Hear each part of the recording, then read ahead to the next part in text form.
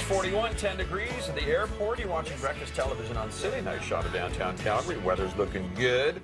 Hopefully it holds for the rodeos this afternoon. I want to make sure I'm on the right day. So we're entering day 4 of the second go-around, right? Yep. Tomorrow we have the semifinal action. Of course, the big showdown on Sunday. Tomorrow's wild card action. Wild card action. Sunday morning is semifinal. Sunday And afternoon. Sunday It's all one show. Okay. It's 2 rodeos on Sunday. It is a little There you confusing to follow along, but this is where things get really, really exciting. The semifinalists are starting to take shape, if you will. And we're going to start off action yesterday in the tie-down. There's Matt Shizawa. He's been on this show already this week. Chubbuck, Idaho is his hometown. He takes his calf down in a sizzling 6-9. A sub-7 second time to top the day. He's now sitting well ahead in the Pool B standing. Shane Hanchey of Louisiana right behind him. He was a 7-2. Shizawa, Hanchey, 1-2 in the standings. They're through to the next round.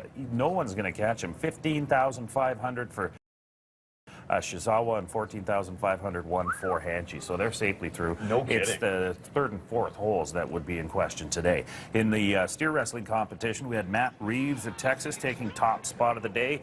A quick takedown.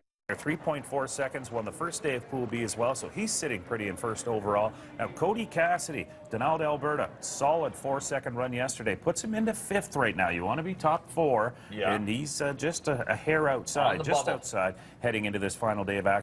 He's trying to come back from a rough first run. He was, I think, around 15 seconds on the first day, so it's been slowly climbing his way back in. He's only $1,500 out of the top 4 right now. On your screen right now is Justin McDaniel of Oklahoma, the best ride of the day, scoring an 89 right here on Saturn Rock. And a great big, strong horse right there. Beautiful animal. Sits second in the overall standings behind Stephen Peebles of Redmond, Oregon, who comes into Stampede red hot. Won his first 4 rodeos, and the biggest rodeo so far is this one. And he's doing really, really well. Dusty LaValle of Byzance in Alberta, 6 yesterday, dropping him to 5th overall with 1 day of Pool B left this afternoon.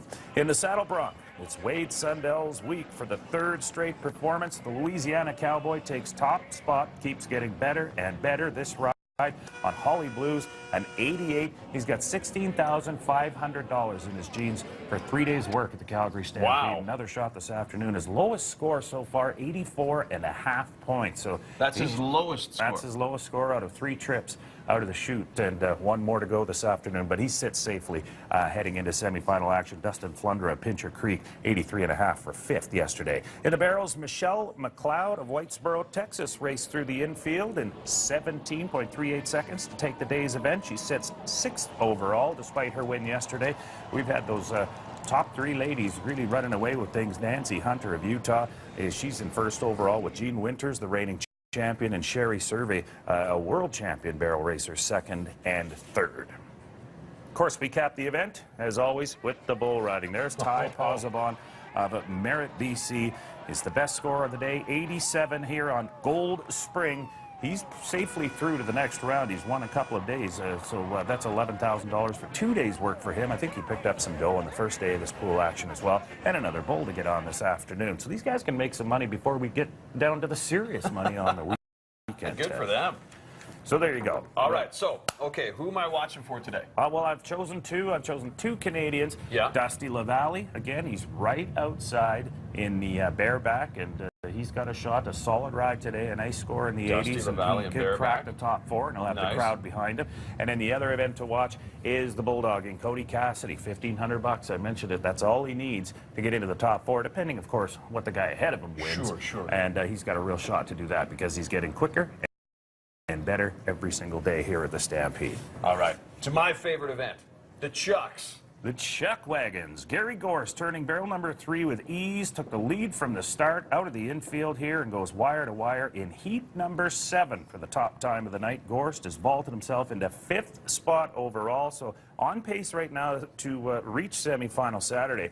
But we've seen this week, so much can change in one heat. A couple of bad penalties and you drop way, way down. So we've got another night of racing there as well. But Gorst really emerging with a quick race in heat number 7. Kurt Bensmiller, second best on the night.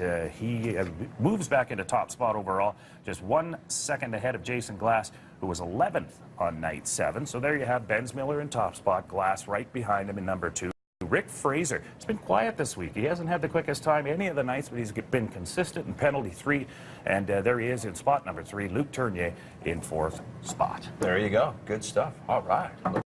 Looking forward to. You know what? And everybody thinks about Sunday, but if you're going to get down to the rodeo, I don't know how many tickets are left. Wild card is as exciting. Yeah, you're as saying any Saturdays game. is just as crazy. Yeah, Just these as are crazy.